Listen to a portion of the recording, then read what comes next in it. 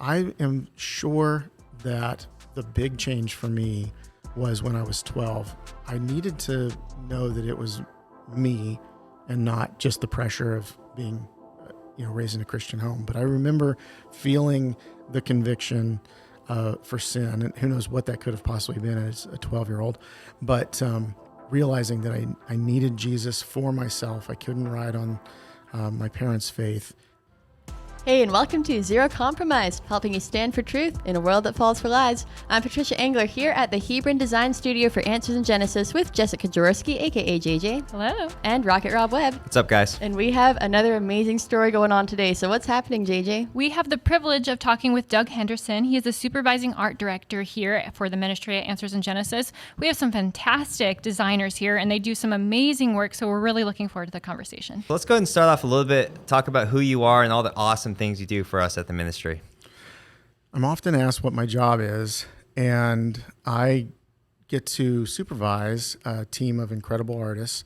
I myself am an artist, but a lot of times I get more credit than I feel like I should because there's so many amazing artists that are actually doing the things that I would love to be sitting down and doing myself. But I totally trust that I can have this person like Jesse is an amazing artist who's does the lion's share of mold making, for example, and sculpting. And so anyway, all of these team members are people that I get to work with every day. And my main thing is just making sure that we are accomplishing what the designers like Travis or Alan have set before us. And I help figure out how we're going to do it and then make adjustments as we go to make sure that we hit deadlines. And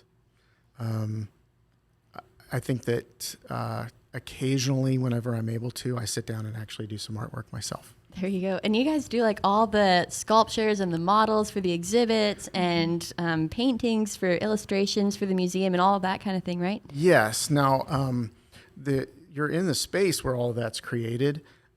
We have the fabrication department. Content development is here as well. Also our graphic design department. And then as far as usually what I'm doing is going to be more like if you go into an exhibit, like the Fearfully and Wonderfully Made just jumps to mind because we did it so recently. I was in charge of making sure that the babies were beautiful and worked. Also, I helped figure out the special effects of the Pepper's Ghost and how that would work. But that was a big team. Kudos to Zach and Haley for all the time you guys spent getting everything lined up on that. And then also overseeing and then getting to work on a little bit on the giant baby for the placenta model. And again, Jesse and Johnny, and I'm going to forget somebody, but Nate and the artists who actually did the work. I got to paint that, and then Avery and Amber did all the hair work on it. We estimate about 150,000 hairs are punched into that head. Yeah, So if you guys cool. are subscribed to Answers TV, we actually have a behind-the-scenes episode where they went and looked at the design of that specific exhibit. So that's a really cool episode to check out on Answers TV. It was so moving. People were actually crying during the episode, just like around me in the staff meeting, because it's just such a beautiful and meaningful pro-life exhibit. So yeah, that's awesome to see how artists can have such a powerful role in even changing people's minds about pro-life topics, and God can use whatever kind of talent He's given you. So we're kind of curious to hear your backstory of how God did bring you as an artist to the ministry. But first of all, you haven't always been part of the ministry. So what were you doing before? Well, okay, so it's a long story. My wife and I, Kathy, and I met in Pittsburgh when pretty early in my career after I graduated from Kentucky Christian College. I had a degree in Bible, emphasis in education, and a special effects portfolio. The Lord had made it possible for me to teach myself before there was an internet, how to do special effects makeup. And I thought I was going to go to the Art Institute, but God had different plans. I went there for an open house, and they ended up hiring me as a teacher instead. And so that was supposed to be for 3 months, and that turned into 15 years. Wow. And so at NBC, where my wife, Kathy, was a graphic designer, on-air graphics, designed their magazines and did photo shoots and all sorts of stuff. Neither of us was supposed to be there that night. But I was invited to do makeup on a TV show. She was asked to be one of the models. And I saw her, and I was like, whoa, I want to do her makeup. So I set it up to do her makeup. And then we met there, and then started doing some stuff professionally, and then dated, and then got married about a year and a half later, and put our heads together. She's a storyteller and graphic designer, had worked in film and television for a while, and so then we started our own company. Eventually, we met Ken in 1998 and started working for Answers in Genesis in 1999 as contractors. We worked as contractors until 2006, all the while doing all sorts of film and TV projects. And then in 2006, Ken had sort of given us a little guilt trip about not working full-time to help him get the museum open. So we started working full-time just for a year, just to get the museum open. And here I am in 2023, still here and loving it. Love coming to work every day. Wow, Yeah, so if my cool. math is right, you've been here 25 years? Is that- Known Ken Known for Ken 25, for 25 years. years. So 24 years we've done, my wife and I worked with Answers in Genesis, but since 2006, it's been full-time. All right, Even so- rocket scientists get math wrong. All right. It's funny. The higher I went in math class, my mental math skills just went down. I don't know, but yeah, you remember that from your calculus days, right? Your Right, calculus days. Vector calculus days. Yeah. You did work But, on some cool movies, though, right? I think I heard. Did you have a role in like Jurassic Park or some of those other projects? Oh, yeah. I do get credit for that a lot because there's another Doug Henderson in the industry. And I think that's maybe how I got hired here. They Yeah, they mistook thought you me were for the other Doug the other Henderson. guy. But no, my name is in the credits, but I didn't work on that film. I've never worked on any large motion pictures. I think it does get a little bit confusing because of that. But then also, I have so many students over the years who've gone on to work on all the major blockbusters. So if you see a movie that's got special effects, makeup, or animatronics in it, it's very likely that one of my students over that 15 years at the Art Institute did work on it. But I don't take credit for their success any more than I would take credit or blame for those who didn't make it. So I have a lot of former students who, if they were offering a class, I would love to take it because they've just gone above and beyond where I'm at. So yeah, That's cool. it's very commonly asked, though. That a lot of people ask me that. Yeah. Can you share a little bit more about your testimony? Were you a believer in Christ prior to coming to Answers in Genesis, and what did that look like? Yes. My wonderful parents, Ken and Carol Henderson, were missionaries to the United States back in the late 60s. I think it was late 60s was when he started. My dad started. He would speak in, believe it or not, in public schools. He would do presentations there, talk about creation versus evolution, and he was welcomed there. And he also sang songs and was a bit of a comedian as well. So those things kind of got him invited there. Eventually that stopped, but Teen Mission USA was the name of the ministry. And they started mission journeys and started doing short-term mission trips all over the world. And so growing up in a Christian home, a strong Christian home, I am sure that the big change for me was when I was 12. I needed to know that it was me and not just the pressure of being raised in a Christian home. But I remember feeling the conviction for sin, and who knows what that could have possibly been as a 12-year-old. But realizing that I needed Jesus for myself. I couldn't ride on my parents' faith. And so I went forward, accepted the Lord, and was baptized at age 12. Whatever year that would have been, I don't know. I'm 55 this year. I was going to say, you look good for a 55 I year old. appreciate that. Oh, so great. So then you came to the ministry, you're working on stuff for Answers in Genesis. Do you have a favorite either project you've worked on or story from how you've seen God use the art here for the ministry? So it's interesting how every project that I do, I think, oh my, this is the whole reason that the Lord got me into this. I can just feel my life directed into that point. So there were several times during the Fearfully and Wonderfully Made project that I thought, if I die after this, I will have completed everything that I needed to do. Wow. That was definitely by far the most important thing that I've done so far. as far as cool stories, I'll try to make this fast, but everybody's really happy with the Pepper's Ghost effect. If you haven't seen it, you guys got to see that. Yep. But the idea is that there's a 3-dimensional physical model, and then there's a piece of glass, and then there's a monitor or another model up above. And the way that they're aligned, again, thank you, Zach and Haley, the way that they're aligned, it looks like you're seeing whatever is above actually as a ghosted image inside of the baby. So it might look like the function of the lungs or the brain or whatever the thing is. There's 12 different models, and all of them have either a static model or an animation that is aligned with them. But it is a curved case, and there are 4 primary pieces of glass that are reflecting, and the physics of this should not work. And so whenever Alan first told me, Alan Green, incredible designer, really good friend, lovely man, I just have to say that if it had been up to me, we would not have done the Pepper's Ghost effect. And I'm embarrassed to say that, but I'm so happy with the way that the Lord used me through that anyway. So I kept trying to figure out how to make it work, but I knew that there were physics involved that were not going to allow it to work because of the multiple reflections off of multiple pieces of glass. So every once in a while, I'd have a conversation with Alan and say, hey, I don't think this is going to work. And he'd say, oh, but don't you think that if we maybe, and I'm like, in the back of my head, I'm thinking, okay, we're building a beautiful case and beautiful models. Worst case scenario, we just turn off all the Pepper's Ghost stuff. Nobody will know the difference. And then Ken talked about Pepper's Ghost on the air, on the web. And I'm like, oh no, now we really got to make it work. Yeah. So we finally get to a point where everything is lined up, monitors are in place, babies are in place, glass is in place, and we turn everything on.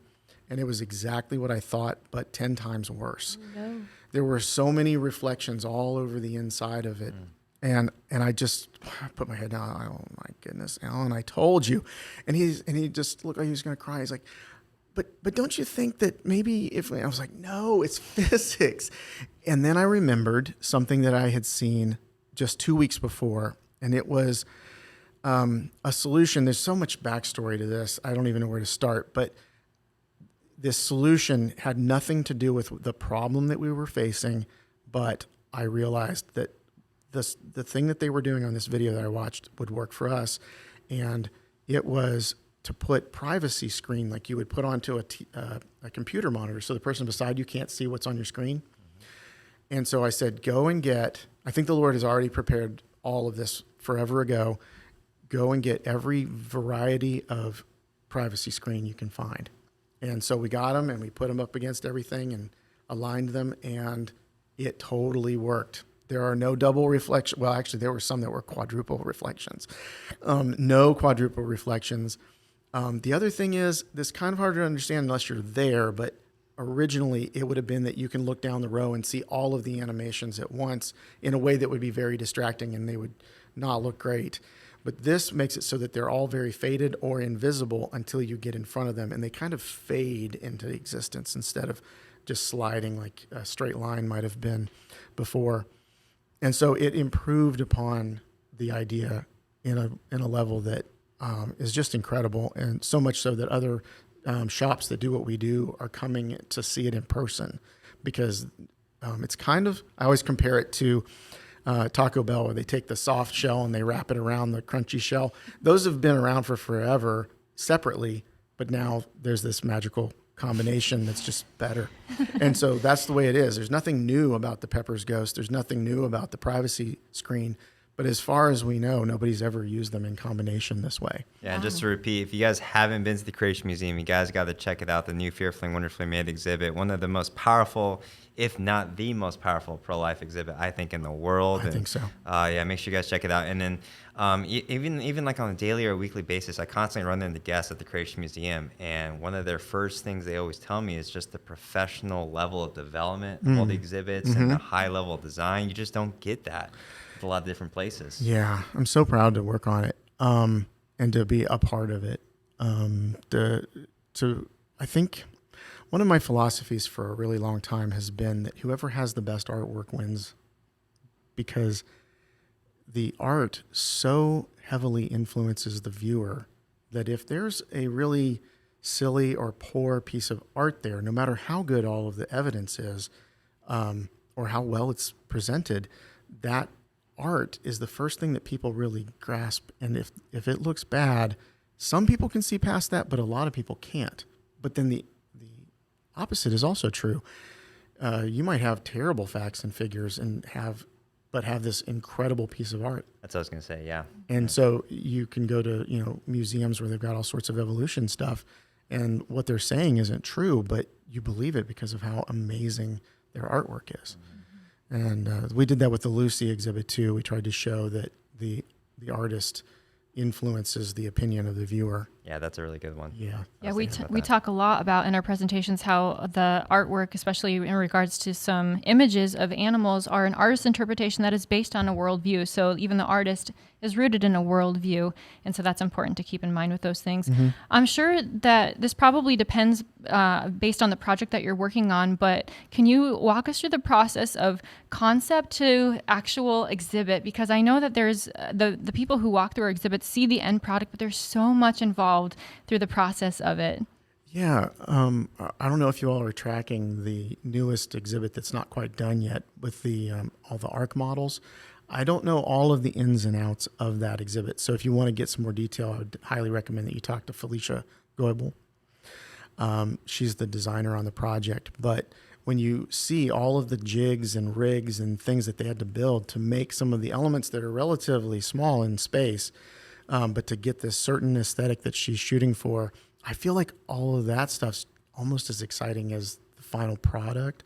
And the same thing is true with, right now, Jesse and Avery and Brooklyn are working on Protoceratops and all of the behind the scenes that goes into the molding and the casting, or the sculpting for however long that took.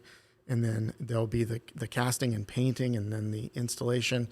And our hope is that when you walk into an exhibit, you're not too caught up at all in the art for art's sake, although I know a lot of people do. That's fine, but that it is something that makes it just something you take for granted, and you don't think about how did they do that. You want them to be focused on the message, and so striking a balance between having incredible artwork that could be appreciated for art's sake, and the fact that it's not the show, it's the support for the topic and what we're talking about.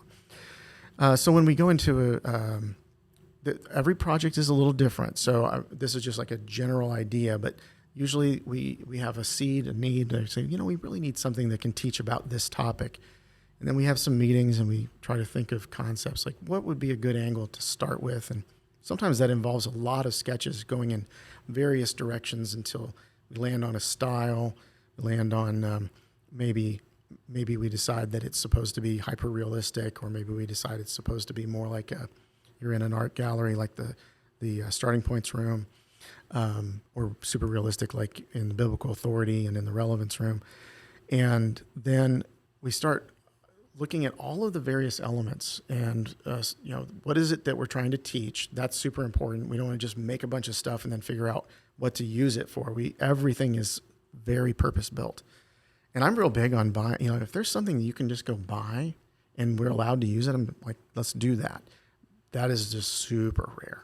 That is not something that we can generally do. I even thought when we started the Fearfully and Wonderfully Made exhibit, I thought, well, I've seen all those lineups of the plastic babies for, use it pro-life things. And then I went and looked at them like, no, these are perfect for what they're for. They can help a person understand the scope of the size of the baby at this stage, and they're not graphic in a way that would turn you off and you understand that they're not real. Well, we didn't want that for this exhibit. Not that we wanted people to think that there was a real baby in there, but that we wanted them to be realistic enough that you couldn't separate yourself from it and that you would accept it for being as realistic as it needed to be. And even though it's realistic, it's still actually slightly stylized. We didn't go for hyper realistic where we'd have all the texture on the skin. And a giant baby at the phase that our big baby is at, she would actually be covered with little hairs over her whole body, little white hairs. I don't know how many millions of hairs that would have been. We didn't want to do that either way, but we also didn't want it to be like, why is that baby covered in hair? That's so weird. So anyway, we start to just figure out what it is that we need to see, and then we start talking about what do we need to make it out of? Can people touch it? A lot of everything that Kathy and I worked on before was stuff that would be on film, and if it was animatronic, it just had to work long enough to get the shot. Now we have to make sure that it's something that is super durable if it can be touched. We've gotten to the point where anything from like 2 feet down, we'd like to make it out of either steel or cement because the scooters bump into everything. As much as we can, we make everything durable, and especially if it can be touched. And then as soon as it gets out of reach, then it starts to be what looks good, what's affordable, what can we do in this amount of time, and do we really have to do it? And so all of that is there's an idea and then a design, and then we start to actually construct it, editing along the way, and eventually everything comes together at the install. And it's almost always that moment where we see the deadline and we see where we're at, and we're like, oh my goodness, I don't know if we're going to get this done in time. That's what I was going to say. The Fearfully and Wonderfully Made exhibit, I remember seeing the deadline for that and then thinking, there's still a lot to be done, and you guys pulled it off. So that's awesome. Thank Praise the Lord. God. We actually got that one done a little bit early. Same with Borderland. That was actually finished a little. That's because of Travis. Travis just really did a good job of planning that out. He is super meticulous, super talented, and that's another great example. I didn't get to really do very much on that project. I mean, really, I did next to nothing except I did get to paint the skin on a lot of the little Barbie-sized figures. But he did such a good job of balancing the style that the figures are at with the style of the paintings. Like, they look like they belong together, and so much so that you take it for granted, you don't even think about it. But for those of us who do this, like, that is so incredible how well balanced that is, that you take it for granted. You don't even think about it. But if we had even a slightly different style or color palette for those figures than are on the wall, it would not have worked. And he also did a great job of making sure that multiple artists worked on every piece of art so that you couldn't see one person's style emerge. And that's something that we always try to do. We always try to make a final exhibit should look like one person worked on it, even though it was an army of people. And just to echo what JJ said, make sure you guys subscribe to Answers.tv. You can check out the behind the experience. And the one I just recently watched was on the Torah Scroll exhibit. And it's just amazing how much work and design goes into these. Amber designed that, amazing. And then fabrication just The amount knocked of it out of the hours park. and but as far as like for our audience, if there's any young adults that are maybe watching right now that maybe have this type of talent, skills, and they want to get involved, what are some practical tips you would give? Okay, so I have seen thousands of portfolios in my career, and I would remind everybody who is an artist who wants to show me a portfolio that your portfolio is only as good as the worst piece in it. So you need to get a friend, or maybe even a stranger, but not your parents, to go through your portfolio and edit out your weakest points. Forget about any emotion or any story that you have about how you got there. It's only about the final piece. Take a look at that. Take a look at all of your pieces of art in a mirror, so that you can see them from a fresh perspective, as if you're seeing them from someone else's eyes. Look at them upside down. Take photos of them. Look at the photos. A lot of times that simplifies things and gives you a perspective that would be like the viewer. And then just have somebody who's just going to be brutally honest with you, tell you whether or not these pieces are strong. Because here's the thing, a portfolio with only 5 really good pieces in it is way stronger than a portfolio that has those same 5 pieces and then 10 more that aren't as good. So what I always say is, if you create something new, look at that new piece of art, compare it to everything in your portfolio, and say, is this actually better than any of the other pieces in my portfolio? And if there's one piece that it's better than, take that out, the other piece out, and put the new one in. Otherwise, you might, I mean, this happens to me. I just did some stuff on the side that I'm not going to put in my portfolio. So you might look at a new piece and go, it's not as good. I'm going to not put in the new thing. Just chalk it up to experience and move forward. Also, having taught artists for a long time, you don't need to be a weirdo to be an artist. And I do encourage you to have it maybe as a hobby up until you're a professional, and even afterwards if you can. For me, I've been doing it for a long time. It's not my hobby. I don't go home and do this stuff. I am a professional, but a lot of what I do is just incredibly expensive. So you kind of have to build. And I would say starting with drawing skills, maybe some simple clay sculptures, those are great, especially if you are an illustrator who does not draw very well from your head. Doing a little sculpture and then looking at that in 3D space or taking a photo of it. If you do a little rough sculpture and take a photo of it, you can get real world lighting, and you can see how a 3-dimensional thing that you've made translates to 2-dimensional space. But anyway, these are, I'm compressing classes into moments, but those are some of the things that I think of whenever somebody asks me Solid for advice. some advice for their artwork. But I don't hire somebody necessarily because of their experience. I always hire, or whether they've got a degree, it's going to be the strength of their portfolio. It may not even be that they know how to work with the silicones and resins and different things that we use. I'm looking for a really good artist because I can teach somebody how to make a mold, but teaching them how to see, teaching them how to sculpt, those things are way more difficult to do. And what are some good resources you could point people to? Do you have any? There's just so much good stuff on YouTube.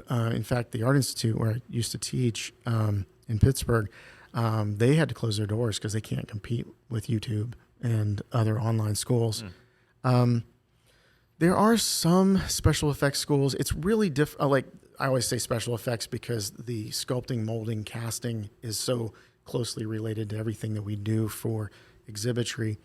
The one that jumps to mind is the Stan Winston School. It's only about $300 or $400 a year. It's not really a school in that you take classes and get graded, but it's just an incredible amount of resources. I would say parents, check out that site before you just sign up for your kid, though, because unfortunately it is a special effects site where they would do like blood and stuff like that. So please forgive me if I've recommended something and you're like, oh my goodness, I can't believe he's saying that. That's a very difficult thing to escape in my line of work. But I would say Pensacola Christian College has an incredible program. We do have a lot of graduates from there. In fact, we have a couple of interns from there, or a few interns from there right now. The quality of students I see come out of there is really impressive. So I'm not discouraging people from going to school. There's so many advantages to it, but you certainly don't have to spend a lot of money and go to school. If you're disciplined, you can just teach yourself how to do it by watching videos and practicing. And so I used to, even when I was teaching at the Art Institute, I would tell a lot of people who wanted to go there, I'd be like, yeah, if you can buy some clay and play around and maybe practice a bit before you go to school, you might even get good enough that you don't have to go to school.